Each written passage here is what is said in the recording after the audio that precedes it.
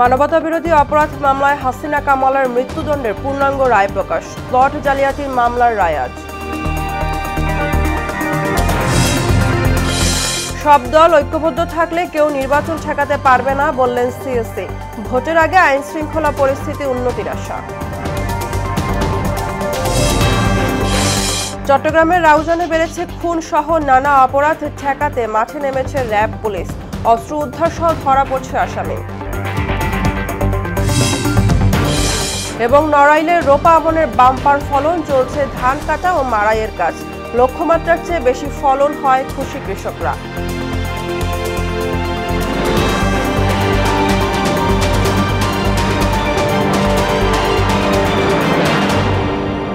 আসসালামু আলাইকুম, সবাইকে মোহনা সংবাদে স্বাগত। শুনছিলেন শিরোনাম। পুরো সংবাদের সঙ্গে আছি আমি বসরাত হানিমা। মানবতাবিরোধী অপরাধ মামলায় সাবেক প্রধানমন্ত্রী শেখ হাসিনা ও সাবেক স্বরাষ্ট্রমন্ত্রী আসাদুজ্জামান খান কামালের মৃত্যুদণ্ডের পূর্ণাঙ্গ রায় প্রকাশ করা হয়েছে। আগামী ৩০ দিনের মধ্যে দুজনকেই আপিল করতে হবে। বুধবার বিকালে আন্তর্জাতিক অপরাধ ট্রাইব্যুনাল ১ এর রায় প্রকাশ করেন। এর আগে ১৭ নভেম্বর শেখ হাসিনাকে মৃত্যুদণ্ড প্রদান করেন আন্তর্জাতিক অপরাধ ট্রাইব্যুনাল। একই মামলায় আসাদুজ্জামান খান কামালকেও মৃত্যুদণ্ডে দণ্ডিত করা হয়। অপর আসামি পুলিশের সাবেক আইজিপি চৌধুরী আব্দুল্লাহ মামুনকে ৫ বছরের কারাদণ্ড দেওয়া হয়েছে। পূর্বাঞ্চলে প্লট বরাদ্দ অনিয়মের অভিযোগে করা মামলায় সাবেক প্রধানমন্ত্রী শেখ হাসিনা, তার ছেলে সজীব ওয়াজেদ জয় ও মেয়ে সাইমা ওয়াজেদ পুতুল সহ ৪৭ জনের বিরুদ্ধে রায় ঘোষণা হবে আজ। ঢাকার বিশেষ জজ আদালত ৫-এর বিচারক মোহাম্মদ আব্দুল্লাহ মামুন এ রায় ঘোষণা করবেন। রায়ে আসামিদের যাবজ্জীবন কারাদণ্ড হবে বলে প্রত্যাশা করছেন রাষ্ট্রপক্ষ ও দুদক।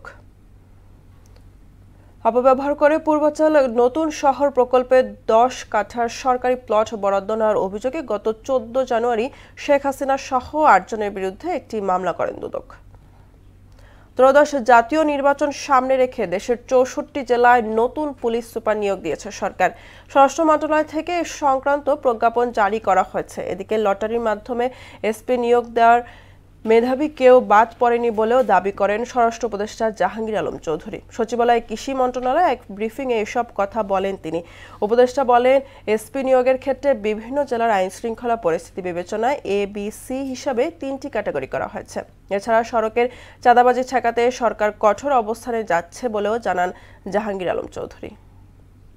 এ category, B category, C category, এটা করা হয়েছে জেলার আয়তনের বেসিস না, আমরা ওই আইন শৃঙ্খলা পরিস্থিতির উপর নির্ভর করে এবং ওই জেলাগুলি নির্ধারণ করে তারপরে আমরা এসপিদেরও ওই রকম করছি কারে করে দিব।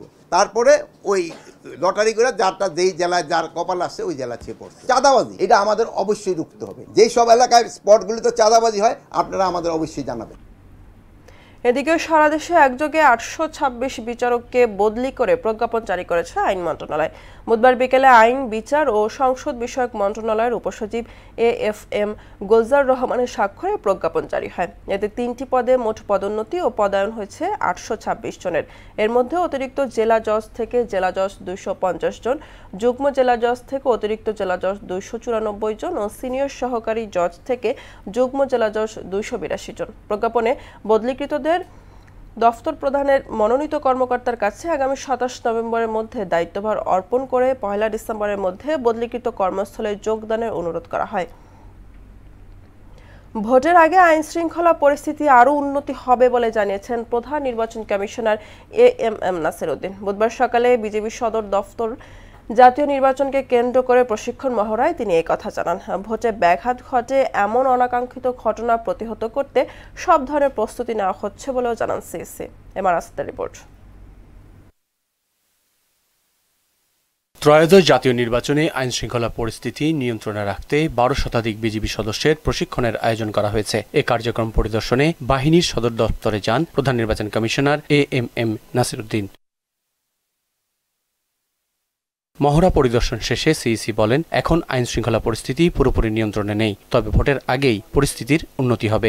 ৫ই আগস্ট ২৪-এ দেখেছেন কি অবস্থা ছিল, আর এখনকার অবস্থা দেখেন তুলনা করে। আপনি তো সেফলি ঘুমাইতে পারছেন, সেফলি আসতে পারছেন তো, এখানে পথে তো কোনো অসুবিধা আপনার হয় নাই। তো সুতরাং যেন এটাতে আরো ইমপ্রুভ করবে গ্রাজুয়ালি, এবং ভোট আস্তে আস্তে ভোটের তারিখ আস্তে আস্তে দেখবেন যে everything is fall in line. এবং সবকিছু ঠিক হয়ে যাবে। এই প্রশিক্ষণ আমাদের নির্বাচনে বিশালভাবে একটা আমি বলবো যে প্রভাব ফেলবে। নিরাপত্তা বাহিনীর প্রশিক্ষণ সুষ্ঠু ভোট আয়োজনে বড় ভূমিকা রাখবে জানিয়ে তিনি বলেন, প্রস্তাবিত সেনা মোতায়েনের সংখ্যা বাড়ানো সহজ নয়। পুলিশ আমরা ধরেন 2 জন পুলিশ দিতে পারি, 3 জন আনসার দিতে পারি, আর্মি 1 জন 2 জন এরকম দেওয়া যায় না। আর্মি তো তাদের একটা কন্টিনজেন্ট হিসেবে তারা মুভ করে। তবে আমরা এই ব্যাপারে সম্পূর্ণ ওয়াকিবহাল এবং সচেতন, যাতে শান্তি শৃঙ্খলা যাতে রক্ষা করেই আমরা যাতে নির্বাচনটা সুষ্ঠুভাবে করতে পারি। সব রাজনৈতিক দল ঐক্যবদ্ধ থাকলে অবাধ গ্রহণযোগ্য নির্বাচনের ওয়াদা ইসি পূরণ করবে বলেও প্রতিশ্রুতি দেন এএমএম নাসিরউদ্দিন। যে জাতিকে যে ওয়াদা দিয়েছি আমরা এই যে একটা সুন্দর সুষ্ঠু নিরপেক্ষ নির্বাচন উপহার দেওয়ার জন্য আমরা সেটা ইনশাল্লাহ সবাই মিলে ইনশাল্লাহ অর্জন করব এবং ডেলিভার করব। MR আসাদ, মোহনা সংবাদ, ঢাকা। সহায় সম্বল হারিয়ে খোলা আকাশের নিচে সময় পার কাটছেন অগ্নিকাণ্ডে বিধ্বস্ত করাইল বস্তিবাসী। দেখা দিয়েছে খাবার ও পানি সংকট। ঘটনাস্থল পরিদর্শন করে অগ্নিকাণ্ডে ক্ষতিগ্রস্তদের তালিকা করে দ্রুতই পুনর্বাসনের কথা জানিয়েছেন ত্রাণ ও দুর্যোগ ব্যবস্থাপনা অধিদপ্তরের মহাপরিচালক রেজওয়ানুর রহমান। আরও জানাচ্ছেন সুরাইয়া মুন্নী। একদিন আগেও করাইলের এ পোড়া বস্তি ছিল প্রাণ চাঞ্চল্যে মুখর, অথচ মঙ্গলবারের আগুন কেড়ে নিয়েছে বস্তিবাসীর হাসি মুখ। যে মুখে ছিল হাসি, সে মুখেই আজ শোকের বিলাপ। বাচ্চারা নানারে নিয়ে খেল বেড়াইছি, মেয়ে জামাই বাড়ি ছিল না, আগুনে পুড়ে যায় করাইল বস্তির বৌবাজার লাগোয়া কুমিল্লাপট্টি, বরিশালপট্টি ও ক ব্লকের সব ঘর। বিকেল 5টা 20 আগুন নিয়ন্ত্রণে আসে রাত 10:30টার দিকে। ততক্ষণে অঙ্গার বস্তির হাজার খানেক ঘর। আগুন আসার পরে ওনারা বাসার দরজা জানলা সব আটকায় দিয়া বের হয়ে চলে গেছে। প্রত্যেক বাসায় গ্যাস সিলিন্ডার বাস্ট হওয়ার কারণে হালকা বাতাস ছিল, এই কারণে আপনার সব জায়গায় ছড়াই গেছে। ফায়ার সার্ভিস দেরিতে আসছে, ফায়ার সার্ভিস পাল্টা জায়গাতে পানি মারছে, পানি এদিক থেকে লাইন কালেকশন করে নাই। বাসিন্দারা বলছেন, মিন্টু মিয়ার বাড়ি থেকে সিলিন্ডার গ্যাস বিস্ফোরণেই এমন অগ্নিকাণ্ড। মুহূর্তে তা ছড়িয়ে পড়ে চারদিক। জীবন নিয়ে কোনো মতে বের হতে পারলেও নিতে পারেননি কিছুই। কিচ্ছু বাইর করতে পারিনি, খালি চারগো নাতিলি বেরিয়ে গেছি। আমরা শুধু এখন আছি ভাষা বন্য পানি যেরকম ভাসে সেভাবে ভাসতেছি। এর আগে যে বাড়িতে আগুন লাগছিল এ বাড়িতেও আবার আগুন লাগছে। কাজে ছিলাম তো সবগুলো একদম আয়া দেখি শুধু আগুন। ক্ষতিগ্রস্তদের অনেকেই আশ্রয় নিয়েছেন খামারবাড়ি ঈদগাহ মাঠ সহ এরশাদ স্কুল মাঠ এবং TNT মাঠে। শতাধিক পরিবার মালপত্র নিয়ে খোলা আকাশের নিচে বসে থাকে। আছে খাবার ও পানি সংকটও। খাবার আসার কথা খাবার আসে নাই, ঠিক মতে তথ্য এখানে আসার কথা লোকজন সেভাবে আসে নাই। তালিকা যদি বড় অনুদান দেয়, বড় সাহায্য করে এই সময়, এখন তো খাবার দেওয়ার কথা। এদিকে ঘটনাস্থল পরিদর্শন করেছেন ত্রাণ ও দুর্যোগ ব্যবস্থাপনা অধিদপ্তরের মহাপরিচালক রেজওয়ানুর রহমান। বলেন, সরু পথ আর পর্যাপ্ত পানির যোগান না থাকায় আগুন নেভাতে বেগ পেতে হয়েছে। রাতের বেলা ফায়ার সার্ভিস যদি আরো ভিতরে আসতে পারত তাহলে হয়তো আরো দ্রুত করা যেত। ক্ষতিগ্রস্তদের তালিকা করে দ্রুতই তাদের পুনর্বাসন করার কথাও বলেন এই কর্মকর্তা। তালিকা তৈরি করছি, সহযোগিতা করব, আমাদের শুকনা খাবার বা কম্বল এবং বিভিন্ন সংস্থার সাথে বসবো যে আমরা আর কিভাবে এখানে সহযোগিতা করতে পারি, ওনাদের মধ্যে সচেতনতা বৃদ্ধিতে কাজ করতে পারি। তবে শুধু সরকারি নয়, এই পরিস্থিতিতে সকল রাজনৈতিক দল ও বিত্তবানদের এগিয়ে আসার আহ্বানও জানান তিনি। রাজধানী করাইল বস্তির এই আগুন গতকাল সন্ধ্যায় লাগে। এখানে এই নিয়ে পরপর 4 বার এই আগুন লাগা ঘটনা ঘটে। এখানকার মানুষগুলো এখনো খোলা আকাশের নিচে বসে আছে। তাদের প্রত্যাশা খাবার এবং বিশুদ্ধ পানি। তাদের দাবি সচেতন মহল যেন এই খাবার এবং পানির জন্য এগিয়ে আসে এবং তাদের পুনর্বাসনের ব্যবস্থা করে। সুরাইয়া মুন্নী, মোহনা টিভি, ঢাকা। চট্টগ্রামের রাউজান গত 1 বছরে যেন খুনের রাজ্যে পরিণত হওয়া জনপদ। সরোয়ার বাবলা হত্যার মতো প্রকাশ্য গুলির ঘটনাসহ কয়েকটি হত্যাকাণ্ডে আতঙ্কে এখনও কাটেনি। তবে বাবলা হত্যার পর বদলে গেছে দৃশ্যপট। মাঠে নেমেছে র্যাব 7 ও জেলা পুলিশে। বিভিন্ন জায়গায় চলছে অভিযান, উদ্ধার হচ্ছে অস্ত্র, ধরা পড়ছে আসামি। রিয়াজউদ্দিনের প্রতিবেদন, জানাচ্ছেন আফরিন পাপি। বন্দরনগরী চট্টগ্রামের রাউজান গেল 1 বছরে যেন খুনের রাজ্যে পরিণত হওয়া এক জনপদ। চাঁদাবাজি ও প্রভাব বিস্তার সহ রাউজান পাহাড়ি অঞ্চল হওয়ায় বাড়ছে খুনের মতো ঘটনা। তবে মাঠে নেমেছে র্যাব ও পুলিশ। নিয়মিত অভিযানে অস্ত্র উদ্ধার সহ ধরা পড়ছে আসামি। অস্ত্র উদ্ধার সহ প্রতিদিনই ধরা পড়ছে আসামি জানিয়ে র্যাব ৭-এর কোম্পানি কমান্ডার বললেন, অশান্ত রাউজানে শান্তি ফেরাতে সব ধরনের অভিযান চলবে। অশান্ত রাউজানকে শান্তিপূর্ণ রাউজানে প্রতিষ্ঠা করার জন্য যা যা করা দরকার সেটা বাংলাদেশ র্যাব আমরা সেটা করছি। চাঁদাবাজি, প্রভাব বিস্তার সহ ব্যক্তিগত ও রাজনৈতিক কারণে বাড়ছে হত্যাকাণ্ড বললেন র্যাব ৭-এর অধিনায়ক। তবে একটি এলাকায় এত হত্যাকাণ্ড অবশ্যই বড় ধরনের একটি সংখ্যা, তাই এই এলাকায় কড়া নজরদারি আছে। বিভিন্ন কারণে হত্যা হয়েছে, তবে একটা এলাকায় 17-18টা মার্ডার হওয়া এটা অবশ্যই অনেক বড় একটা সংখ্যা, এবং যে কারণে এই এলাকাটার দিকে আমরা একটু কড়া নজরদারি রাখছি। জমি দখল, চাঁদাবাজি, ব্যবসায়িক আধিপত্য সহ নানা গোষ্ঠীর অর্থনৈতিক দ্বন্দ্ব থেকে অপরাধ বাড়ছে বলে জানান পুলিশ সুপার। বলেন, আসামি গ্রেপ্তার সহ অস্ত্র উদ্ধার চলছে নিয়মিত। মোট অস্ত্র প্রায় 650-এর অধিক অস্ত্র উদ্ধার হয়েছে এবং আসামি গ্রেপ্তার হয়েছে প্রচুর পরিমাণে। আমরা মামলা হয়েছে 80-টির উপরে, আসামি গ্রেপ্তার হয়েছে 130 বা 40-এর মাঝামাঝি এরকম আসামি গ্রেপ্তার হয়েছে এবং প্রতিনিয়ত এটা চলমান, এটা একটা জায়গায় থেমে নেই। সন্ত্রাসীদের কোনো দল থাকে না, সন্ত্রাসীদের কোনো রাজনৈতিক পরিচয় থাকে না। সন্ত্রাসীদের পরিচয় সন্ত্রাসী, তাদের পরিচয় তারা অপরাধী। অর্থনৈতিক আধিপত্যের দীর্ঘদিনের দ্বন্দ্ব না থামলে রাউজানের অস্থিরতা থামবে না, এমন আশঙ্কা স্থানীয়দের। আফরিন পপি, মোহনা সংবাদ। নড়াইলের রোপা আমনের বাম্পার ফলন হয়েছে। এখন চলছে ধান কাটা ও মাড়াইয়ের কাজ। ফলন ভালো হয় খুশি কৃষকরা।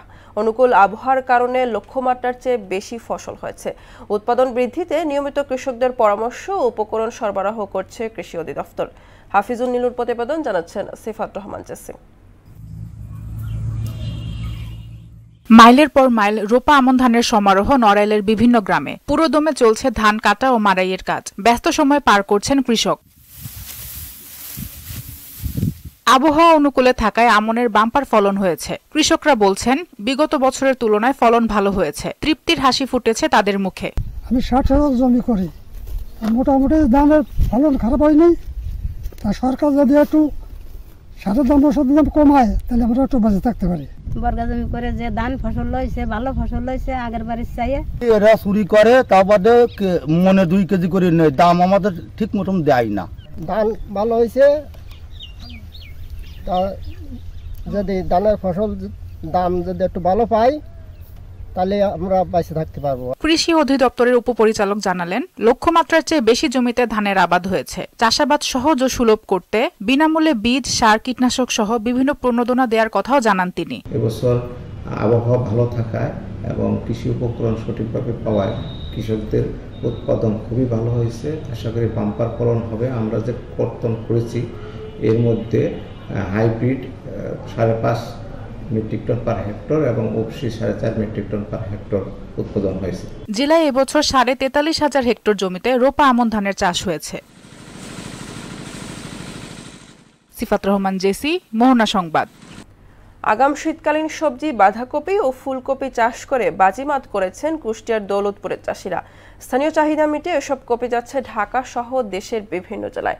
বর্তমানে বিঘাপ্রতি 50,000 টাকা লাভের মুখ দেখছেন কৃষকরা। চাষিদের সব ধরনের পরামর্শ দিচ্ছে কৃষি কর্মকর্তারা। মানজারুল ইসলাম খোকনের প্রতিবেদন, জানাচ্ছেন মাহমুদ আক্তার। কপি চাষে সফলতা পেয়েছেন কুষ্টিয়ার দৌলতপুরের কৃষকরা। গেল বছরের তুলনায় এবার বীজ, সার, দিনমজুরের দাম বৃদ্ধি পেলেও এবার ভালো দাম পাবার আশা করছেন চাষিরা। স্থানীয় চাহিদা মিটিয়ে এসব কপি চলে যাচ্ছে ঢাকা সহ দেশের বিভিন্ন জেলায়। শীতকালীন সবজি বাঁধাকপির ও ফুলকপির বাজার মূল্য বেশি হওয়ায় বিঘা প্রতি প্রায় 50,000 টাকা লাভের আশা করছেন কৃষকরা। 3.5 বিঘা বেচছি 80,000 টাকা বিঘা হিসাবে 2,80,000 টাকা হয়েছে। আর 3.5 বিঘা আছে, মোটামুটি বাজার ভালো। বর্তমানে যে বাজার এই অনুযায়ী বিক্রি করলে হয়তো 30 থেকে 35,000 টাকা বিঘাতে লাভ হতে পারে। বিঘাতে 30,000 খরচ, 80,000 85,000 বিক্রি হয়েছে। 2 বিঘা বেচা হয়েছে, 5 বিঘা আছে। 2 থেকে 3 মাসের মধ্যে হয়ে গেছে কপিটা। শীতের মৌসুমে ভালোই লাভবান হয়েছে আমি। স্বল্প সময়ে শীতকালীন এ সবজি চাষে আগ্রহ করতে পরামর্শ সহ সব ধরনের সহযোগিতার কথা জানালেন উপসহকারী কৃষি কর্মকর্তা। যে কোনো বিষয়ে আমাকে ফোন দেয়, আমি ছুটে আসি এবং তাদেরকে পরামর্শ দিই এবং তারা নিরাপদ উপায়ে সবজিগুলা উৎপাদন করে তারা চেষ্টা করে। আর এবছর বৃষ্টি বেশি হওয়ায় ক্ষতিগ্রস্ত কৃষকদের কৃষি মন্ত্রণালয়ের আওতায় 720 জনকে প্রণোদনা দেওয়া হয়েছে বলে জানান কৃষি বিভাগ। এই বছর যেহেতু বৃষ্টি বেশি ছিল, কৃষক ক্ষতিগ্রস্ত, সেহেতু আমাদের কৃষি মন্ত্রণালয় থেকে কৃষি প্রণোদনা কর্মসূচির আওতায় 720 জনকে সবজির প্রণোদনা দেওয়া হয়েছে। পাশাপাশি আমরা কৃষককে পরামর্শ দিচ্ছি যে সবজি চাষ করে তাদের যে ক্ষতিটা হয়েছে সেটা যেন তারা পূরণ করতে পারে। এবছর দৌলতপুরের শীতকালীন কপি চাষের লক্ষ্যমাত্রা 342 হেক্টর। এখন পর্যন্ত পূরণ হয়েছে 260 হেক্টর জমি। মাহমুদা আক্তার, মোহনা সংবাদ।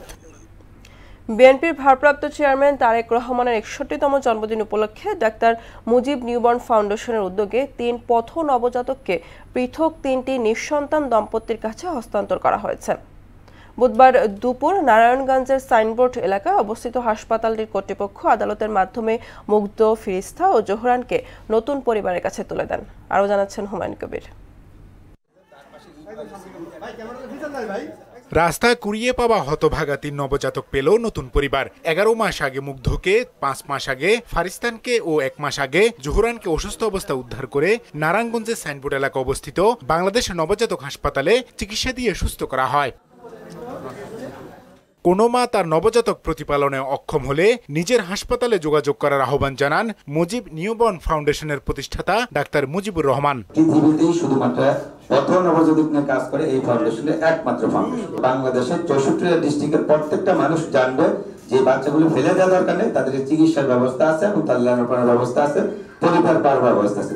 দেশের বিভিন্ন জায়গা থেকে এ পর্যন্ত 50-এর বেশি পথ নবজাতককে আহত অবস্থা উদ্ধারের পর চিকিৎসা দিয়ে আদালতের মাধ্যমে নতুন অভিভাবকের কাছে হস্তান্তর করা হয়েছে বলেও জানান তিনি। এই হাসপাতালে এই পর্যন্ত 60 জন নবজাতক উদ্ধার করে এবং তাদের চিকিৎসা দেওয়া হয়েছে। তাদেরকে রাস্তাঘাটে ডাস্টবিনে ফেলে না দিয়ে আমাদেরকে খবর দিবে, আমরা তাদেরকে যদি এয়ার অ্যাম্বুলেন্সের সাপোর্টও দেওয়া লাগে, একটা বাচ্চা স্যার আমরা অলরেডি চট্টগ্রাম থেকে অ্যাম্বুলেন্সের সাহায্যে নিয়ে আসার ব্যবস্থা করেছি, খুলনা থেকে নিয়ে আসার ব্যবস্থা করেছি। ওয়ার্ল্ড প্রিমেচুরিটি ডে ও বিএনপির ভারপ্রাপ্ত চেয়ারম্যান তারেক রহমানের জন্মদিন উপলক্ষে 3 নবজাতককে আইনি প্রক্রিয়ায় নতুন অভিভাবকের কাছে হস্তান্তর করেন হাসপাতালটির কর্তৃপক্ষ। বিএনপির ভাইস চেয়ারম্যান বরকতুল্লাহ বুলু এতে উপস্থিত ছিলেন।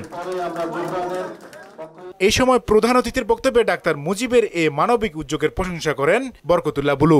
আপনারা সবাই দোয়া করবেন ডাক্তার মুজিবের মতো যেন বাংলাদেশের ঘরে ঘরে এমন প্রতিভাবান নয়, শুধু এমন হৃদয়বান এবং মানবিক গুণাবলী সম্পন্ন ডাক্তারের জন্ম। জনগণের ভোটে ধানের শীষ জয়লাভ করলে হাসপাতালটিকে সহযোগিতার আশ্বাস দেন তিনি। আপনার এই প্রতিষ্ঠান স্বল্প বিএনপি ক্ষমতা আসতে পারে এবং অন্যান্য ধনাঢ্য ব্যক্তিরা যারা আছেন তাদেরকেও বলবো আমার সাথে যাতে যোগাযোগ আছে, আপনার এই প্রতিষ্ঠানে যাতে তারা হাত বাড়িয়ে দেন। তারেক রহমান 5 বছর দেশ পরিচালনা করলে জাতি 25 বছর এগিয়ে যাবে বলেও মন্তব্য করেন বরকতুল্লাহ বুলু। তারেক রহমান যদি এই পন্থাটি অবলম্বন করবেন ইনশাল্লাহ, তাহলে বাংলাদেশ 5 বছরে 25 বছর এগিয়ে যাবে সর্বক্ষেত্রে। হুমায়ুন কবির, মোহনা সংবাদ, নারায়ণগঞ্জ। নির্বাচনের মাধ্যমে বিএনপি প্রমাণ করতে চায় বাংলাদেশ একটি অসাম্প্রদায়িক দেশ। অন্যায় আর অবিচার দমনে বিএনপি দৃঢ় অবস্থান ধারণ করবে বলে মন্তব্য করেছেন বিএনপির মহাসচিব মির্জা ফখরুল ইসলাম আলমগীর। বুধবার রানীর বন্দর পথসভায় প্রধান অতিথির বক্তব্যে তিনি এসব কথা বলেন। এ সময় তিনি আরও বলেন, একটি দল দেশে বিশৃঙ্খলা সৃষ্টির চেষ্টা করছে, ধর্মের কথা বলে মানুষকে বিভ্রান্ত করতে চায়, কিন্তু বর্তমান বাংলাদেশে এসবের কোনো সুযোগ নেই। এই নির্বাচনের মধ্যে দিয়ে আমরা বাংলাদেশে আবার প্রমাণ করতে চাই যে বাংলাদেশ একটি অসাম্প্রদায়িক দল। হিন্দু, মুসলমান, বৌদ্ধ, খ্রিস্টান আমরা সবাই একসাথে বাস করবো, তাই না? এবার আন্তর্জাতিক প্রসঙ্গ। হংকংয়ের একটি আবাসিক কমপ্লেক্সের একাধিক বহুতল ভবনে ভয়াবহ অগ্নিকাণ্ডের ঘটনায় 44 জনের মৃত্যু হয়েছে। এর মধ্যে 40 জন ঘটনাস্থলে এবং 4 জন হাসপাতালে মারা গেছেন। এছাড়া গুরুতর অবস্থায় আছেন আরও 45 জন। বুধবার রাতে আগুন লাগার এমন ঘটনা ঘটে। ফরাসি বার্তা সংস্থা এএফপির প্রতিবেদনে বলা হয়েছে, চীনের বাণিজ্যিক কেন্দ্র হংকংয়ের উত্তরাঞ্চলের তাইপো জেলার ওয়াংফু কোর্ট কমপ্লেক্সের অন্তত 3টি আবাসিক ভবনের বাঁশের মাচায় প্রথমে আগুন ধরে যায়। এরপর তা ভবনের অন্যান্য অংশে ছড়িয়ে পড়ে। ওই কমপ্লেক্সে প্রায় 2000 ফ্ল্যাট রয়েছে। দর্শক, এ পর্যায়ে জানিয়ে দিচ্ছে আজকের সংবাদপত্রের গুরুত্বপূর্ণ শিরোনামগুলো।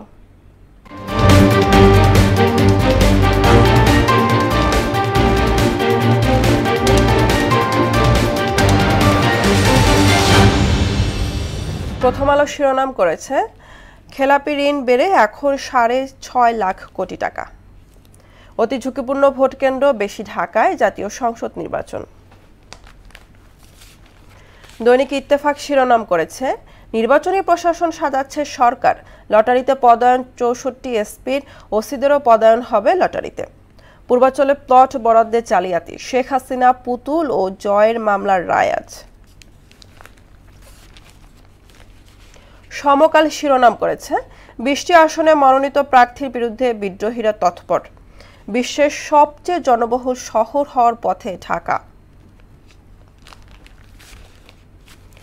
বাংলাদেশ প্রতিদিন হাসিনাকে ফেরত পর্যালোচনায় ভারত, প্রতীক নিয়ে বিপাকে ছোট দলের বড় নেতারা, 25 বছরের সর্বোচ্চ খেলাপি ঋণ। যুগান্তর শিরোনাম করেছে স্বর্ণালঙ্কার লুকাতেও সিদ্ধহস্ত হাসিনা, নির্বাচিত সরকারের জন্য অশনি সংকেত, লুটপাটে বিধ্বস্ত ব্যাংক খাত।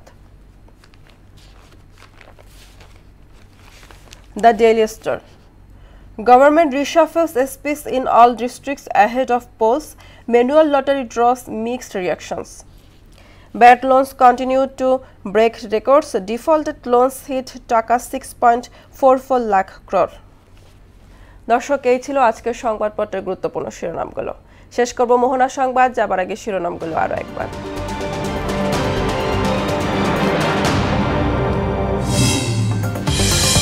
মানবতা বিরোধী অপরাধ মামলায় হাসিনা কামালের মৃত্যুদণ্ডের পূর্ণাঙ্গ রায় প্রকাশ, প্লট জালিয়াতির মামলার রায় আজ।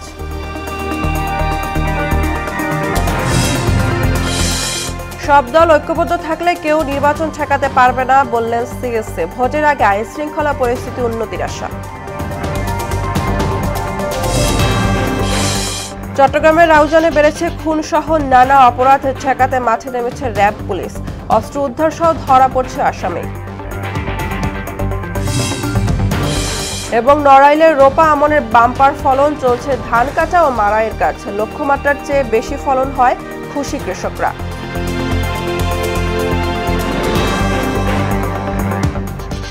এই ছিল মোহনা সংবাদে। পরবর্তী সংবাদ দুপুর 1টায়। এর আগে সকাল 11টায় দেখবেন সংবাদ এক নজরে। মোহনার সবশেষ খবর জানতে ভিজিট করুন www.mohana.tv। সংবাদ দেখতে পান ফেসবুক, ইউটিউবেও। এতক্ষণ সঙ্গে থাকার জন্য ধন্যবাদ।